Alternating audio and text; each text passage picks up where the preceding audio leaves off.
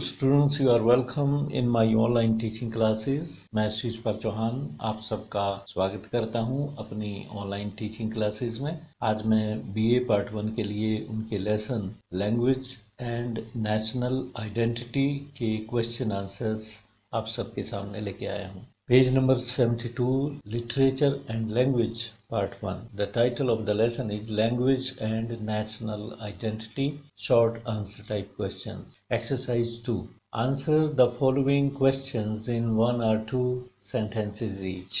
इस पार्ट में आपको आंसर्स एक या दो सेंटेंस में देने हैं। Question 1 is, according to the author, what is it, in commas, like to say anything about language? Answer is, the author says that to say anything about language is like chasing your own shadow. लेखक ये कहते हैं कि language के बारे में कुछ भी कहना अपनी परछाई के पीछे भागने के समान है, अपनी परछाई का पीछा करने के समान है। सेकंड क्वेश्चन लेके चलते हैं। Can man B defined fully? क्या इंसान को पूर्ण रूप से डिफाइन किया जा सकता है? Answer is no. Man can never be defined fully. इंसान को पूर्ण रूप से आप डिफाइन नहीं कर सकते, वह स्वयं को भी पूर्ण रूप से डिफाइन नहीं कर सकता, परिभाषित नहीं कर सकता। Question third is, language is the most efficient weapon of dash. Answer is, language is the most efficient weapon of self discovery or self analysis. Language सबसे प्रभावशाली हथियार है, टूल है सेल्फ डिस्कवरी और सेल्फ एनालिसिस का। इंसान अपने आप का विश्लेषण करना चाहे, अपनी खोज करना चाहे, खुद अपने आप को एक्सप्लोर करना चाहे या आत्म विश्लेषण करना चाहे तो लैंग्वेज भाषा ही एक ऐसा मीन्स है, साधन है जिसके माध्यम से इंसान स्वयं का आत्म विश्लेषण कर सकते हैं। Fourth question, in what manner does language play a double role? किस तरीके से लैंग्वेज डबल रोल प्ले करती है? Language plays a double role because it's a means of communication and the carrier of culture also. Language इस तरीके से double role play करती है कि यह एक तो कम्युनिकेशन का साधन है, जो संस्कृति है किसी भी क्षेत्र की उसको एक जनरेशन से दूसरी जनरेशन तक पहुंचाता है। कल्चर और ट्रेडिशंस किसी भी सभ्यता के, किसी भी क्षेत्र के हों, वहाँ के रीति रिवाज, वहाँ की संस्कृति, उसको एक जनरेशन से दूसरी जनरेशन तक पहुंचाता है।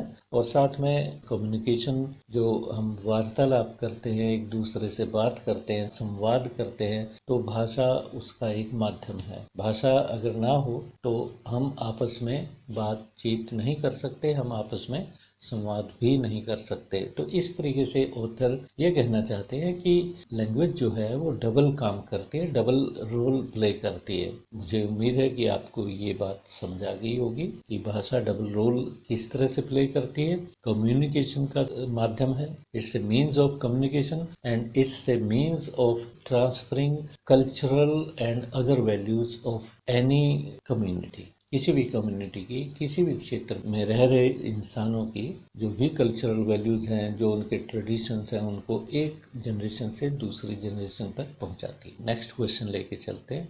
In spite of historical upheavals, what is it that persists in a country's culture? Historical upheavals क्या होती है? किसी भी राष्ट्र के, किसी भी देश के इतिहास में उतार चढ़ाव आते हैं, लड़ाइयाँ होती हैं, युद्ध होते हैं, भूकंप आते हैं और प्राकृतिक आपदाओं से मानव जाति पीड़ित हो जाती है। ये सारे हिस्टोरिकल अपहीवल्स हैं। तो इन उतार चढ़ावों के बावजूद भी वो कौन सी चीज़ है जो किसी भी राष्ट्र के कल्चर को संभाल के रखती है? It's true that there came several historical upheavals due to foreign attacks and natural calamities in man's life. ये सच बात है कि इंसान के जीवन में कई उतार चढ़ाव आए हैं, कई डिस्टर्बेंसेस हुई हैं, विदेशी आक्रमणों की वजह से या फिर प्राकृतिक आपदाओं की वजह से इंसान के जीवन में तरह तरह के उतार चढ़ाव आते रहे हैं। But still countries culture continues to survive in one form or the other. किसी भी राष्ट्र का, किसी भी देश का जो कल्चर है, जो वहाँ की संस्कृति है, किसी न किसी रूप में जीवित रहती है। Language has played a very important role in preserving a country's culture. तो ये कल्चर कैसे बचा? वो कौन सी चीज है जिसने किसी भी देश की संस्कृति को बचा के रखा इतने उतार चढ़ाव आने के बावजूद? तो वो क्या चीज है? लैंग्वेज। भाषा के कारण ही ऐसा संभव हो पाता है। 7th क्वेश्चन लेके चलते। What has been described as between a god and an animal? Question ये है कि एक देवता के बीच में और एक जानवर के बीच में ऑथर ने किस को डिस्क्राइब किया है, किसके बारे में लिखा है कि कौन है वो जो ना तो पूर्ण रूप से देवता है ना पूर्ण रूप से जानवर है, वो कौन है? Man lacks the self, the involvement of the animal and also does not possess the fullness of God. इंसान ही एक ऐसा जीव है जो ना तो पूर्ण रूप से देवता है और ना पूर्ण रूप से वो जानवर है। उसमें ना तो एनिमल की पूरी इन्वॉल्वमेंट है, मीन्स पूर्ण रूप से एनिमल है। ये जो लाइन है man lakhs the self the involvement of the animal का अर्थ ये हुआ कि इंसान पूर्ण रूप से एनिमल नहीं है। And also does not possess the fullness of God, और ना ही वो एक देवता की जो क्वालिटीज होती हैं, किसी भी देवता को देवता बनाता है, वो सब बातें इंसान में नहीं है। लेखक ये कहना चाहता है Man has animal instincts in him, but at the same time he has self-awareness and reasoning power to get control over them. इंसान के अंदर एनिमल इंस्टिंक्ट्स हैं, जानवरों वाले गुण हैं, और इंसान के अंदर ऐसी भी पावर्स हैं, उसमें ऐसे भी गुण हैं जिसकी वजह से वो उन एनिमल इंस्टिंक्ट्स को कंट्रोल कर सकता है। उसमें रीजनिंग पावर है जिसकी वजह से वो अपने एनिमल इंस्टिंक्ट्स को काबू में कर लेता है। But animal instincts can not be suppressed permanently, परंतु जो एनिमल इंस्टिंक्ट्स हैं इंसान उनको परमानेंटली अपने कंट्रोल में नहीं कर सकता। ऐसा नहीं हो सकते कि हर वक्त कंटिन्यूअसली लगातार एनिमल इंस्टिंक्ट्स इंसान के काबू में रहे। Man's reasoning power is always in direct clash with his animal instincts. इंसान की जो रीजनिंग पावर है वह उसके एनिमल इंस्टिंक्ट्स के साथ हमेशा टकराव में रहती है। कभी एनिमल इंस्टिंक्ट्स ओवर पावर कर लेते हैं रीजनिंग को, कभी रीजनिंग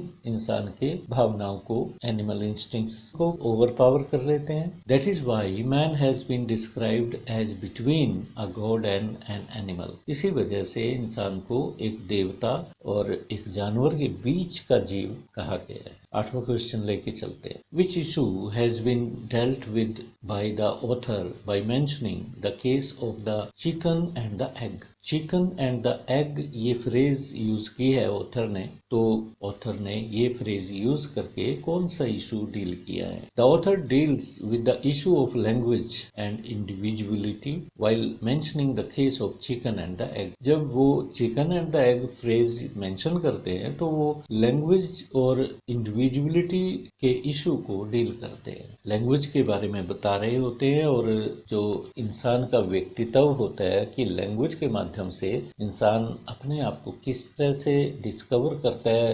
रीडिस्कवर करता है, किस तरह से वो अपनी पर्सनैलिटी को आकार देता है, उस इशू को डिस्कस कर रहे होते हैं।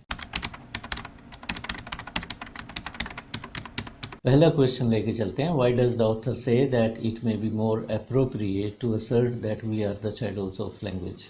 शुरू में लैंग्वेज के बारे में कहा था कि लैंग्वेज इंसान की शैडो के बराबर होती है। जैसे आप अपनी परछाई का पीछा करते हो और परछाई को कैच नहीं कर पाओगे, तो इस तरह से लैंग्वेज को शैडो कहना कितना अप्रोप्रिएट होगा, कितना उचित होगा, ये इसमें आपको लिखना है। The author calls man the shadow of language. लेखक आदमी को, इंसान को लैंग्वेज की शैडो कहते हैं, भाषा की परछाई कहते हैं। He means to say that it's only that defines man and gives his personality a shape. लेखक ये कहना चाहते हैं कि लैंग्वेज के माध्यम से इंसान अपने व्यक्तित्व को एक शेप देता है, एक आकार देता है और डिफाइन करता है, स्वयं को डिफाइन करता है। It's through language we all express our emotions and thoughts. भाषा के माध्यम से ही हम इंसान अपने इमोशंस को, अपने विचारों को, अपनी भावनाओं को और विचारों को एक्सप्रेस कर सकते हैं, व्यक्त कर सकते हैं। That's why the author says that we are the shadows of language. तभी तो लेखक कहते हैं कि हम लैंग्वेज की शैडोज हैं, राइट। सेकंड क्वेश्चन लेके चलते हैं। How can man be accepted as a finished product? इंसान को एक फिनिश्ड प्रोडक्ट कैसे स्वीकार किया जा सकता है? How can man be accepted as a finished product? क्या इंसान को एक फिनिश्ड प्रोडक्ट एक्सेप्ट किया जा सकता है? नहीं। फिनिश्ड प्रोडक्ट क्या होती है? कोई भी वस्तु जब बनती है उसमें कोई मॉडिफिकेशन या कोई इम्प्रूवमेंट की गुंजाइश नहीं होती तो उसे फिनिश्ड प्रोडक्ट कहा जा सकता है। क्या इंसान को एक फिनिश्ड प्रोडक्ट के रूप में स्वीकार किया जा सकता है कि ईश्वर ने इंसान को बनाया और एक पूर्ण रूप दे दिया उसको, जिसमें और गुंजाइश नहीं है, किसी प्रकार की कोई कमी नहीं है? तो ये आपको बताना है। Man cannot be accepted as a finished product. इंसान को एक फिनिश्ड बीइंग के रूप में नहीं स्वीकार किया जा सकता, एक पूर्ण कृति के रूप में। जो फिनिश्ड क्रिएशन होती है, कृति मीन्स क्रिएशन, एक कंप्लीट क्रिएशन के रूप में नहीं स्वीकार किया जा सकता। He has immense potential in him, yet he is always in the process of bringing out the unexpected aspects of his inner being. उसके अंदर अपार संभावनाएं हैं, पोटेंशियल है उसके अंदर, फिर भी वो हमेशा अपने अंदर के अपनी आंतरिक दुनिया की अनएक्सपेक्टेड एस्पेक्ट्स को एक्सप्लोर करता रहता है। उसके दिमाग में एक दुनिया है, ऐसी दुनिया जिसको उसने अब तक ढूंढा नहीं है, खोजा नहीं है, जहाँ तक वो पहुँच नहीं पाया। तो अपने विचारों को, अपनी दुनिया को एक्सप्लोर करता रहता है इंसान तमाम उम्र, आखिरी दम तक ये कार्य करता रहता है। He is always on the path of making his personality reach the optimum level of development and progress. इंसान अपनी पर्सनैलिटी को ऑप्टिमम लेवल तक पहुंचाने के लिए, उच्चतम जो लेवल होता है किसी भी प्रोडक्ट का, किसी भी कृति का, जिसमें और कोई गुंजाइश ना रहे सुधार की, उस लेवल तक पहुंचाने का सदैव प्रयत्न करता रहता है। He is always on the path of making his personality reach the optimum level of development and progress. उसमें विकास करता रहता है। He is always increasing his knowledge on every topic related to the physical और metaphysical subjects. वह अपने ज्ञान को बढ़ाता रहता है, भले ही उसका ज्ञान ऐसे टॉपिक से संबंधित हो जो फिजिकल लेवल पे हो या मेटाफिजिकल लेवल का हो, भौतिक संसार से संबंधित हो या जो भौतिक संसार से परे है दुनिया, उससे संबंधित हो, स्पिरिचुअल लेवल का हो या कोई और। These are the reasons why man cannot be accepted as a finished product. ये कारण है जिस वजह से इंसान को एक कंप्लीट क्रिएशन नहीं माना जा सकता, एक पूर्ण कृति के रूप में नहीं माना जा सकता। थर्ड क्वेश्चन लेके चलते हैं। Why does the author say that a language cannot be dead language while it exists? लेखक ये क्यों कहते हैं कि कोई भी लैंग्वेज जब तक वो मौजूद है, जब तक वो बोली जाती है, तो वो मृत भाषा उसे नहीं कहा जा सकता। The author tells the readers that a language cannot be called dead while it is still in use. कोई भी भाषा मृत नहीं होती जब तक वो उपयोग में होती है। It survives in several forms. तरह तरह के आकारों में वो जीवित रहती है। It exists in human minds as long as the people speak it. पहली बात कि ह्यूमन माइंड में रहती है जब तक लोग उसको बोलते हैं। It also survives in forms of books and relics. Books और रेलिक्स के रूप में भी वो सर्वाइव करती है। पुस्तकों में भाषा के रूप में, प्रिंट मीडिया जैसे होता है प्रिंट के रूप में रहती है, और रेलिक्स जैसे कहीं पे कुछ अभिलेख वगैरह होते हैं उनमें जीवित रहती है। As dream survive in human mind, language is also part of our memory. जिस तरह से सपने हमारे दिमाग में रहते हैं, उसी तरह से भाषा भी हमारी याददाश्त का एक हिस्सा होती है, दिमाग में सर्वाइव करती है। Fourth question, how does language differ from the other? एक भाषा दूसरी भाषा से कैसे भिन्न होती है, अलग होती है? Numerous languages are spoken in the whole world but all are different from one another. तमाम दुनिया में अनेकों भाषाएं बोली जाती हैं, परंतु वो एक दूसरे से अलग होती हैं, भिन्न होती हैं। कैसे?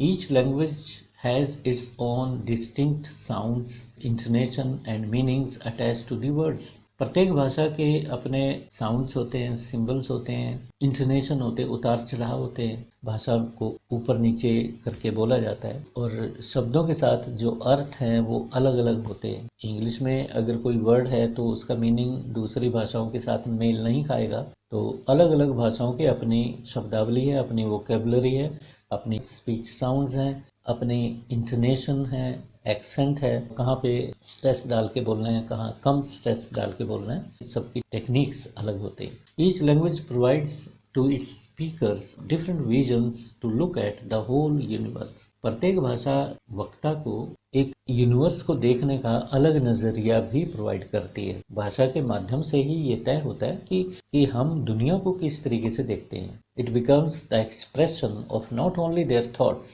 but also their particular culture of the specific place in which the speakers live in। जिस पर्टिकुलर प्लेस में लैंग्वेज के बोलने वाले रहते हैं तो उस पर्टिकुलर प्लेस के भाषा एक अभिव्यक्ति बन जाती है, एक्सप्रेशन बन जाती है लोगों के विचारों का और उस स्पेसिफिक प्लेस में रहने वाले लोगों के कल्चर को एक्सप्रेस करने का एक माध्यम बन जाती है। तो भाषा के माध्यम से हम किसी भी इलाके के लोगों के कल्चर के बारे में जानते हैं, उनके विचारों को जानते हैं और उनके सोच को जानते हैं कि दुनिया के बारे में वो क्या सोचते हैं। क्वेश्चन 5 लेके चलते हैं। How do symbols like Ganga influence people. Ganga जैसे जो सिंबल्स हैं वो लोगों को किस तरह से प्रभावित करते हैं। People living in particular area create their own traditions and cultural values. किसी भी इलाके में जो लोग रहते हैं वो अपने लिए कुछ रीति रिवाज और कुछ संस्कृति डेवलप कर लेते हैं, कुछ उनके रहन सहन के ढंग अलग अलग होते हैं, उनके अपने रीति रिवाज होते हैं। This is the reason why the rivers like Ganga, Yamuna, Saraswati